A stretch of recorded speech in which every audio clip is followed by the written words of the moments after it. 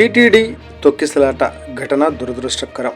దీనికి మనం ఎవరిని నిందించలేము.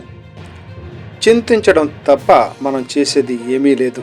నేను ముందే చెప్పాను, పోలీసులు మేము చూసుకుంటామని చెప్పారు.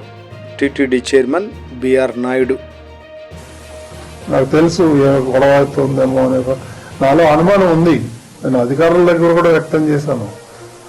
ఎస్పీ దగ్గర కూడా నేను టెంపుల్లో కనిపిస్తే చెప్పాను, మీరు ఆషామాషిగా తీసుకోవద్దండి, దీన్ని జాగ్రత్తగా చేయండి.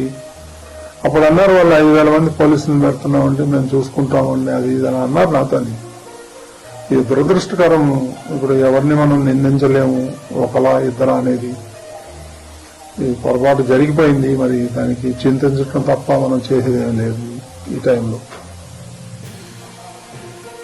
కుట్రేమో ఉండవు అండి దీంట్లో, ఎందుకు ఉంటాయి కుట్రలు? కానీ అవన్నీ అబద్ధాలు. ఇది యాక్సిడెంట్, ఎవరు కావాలని ఎవరు చేయరు. It is an purely accident.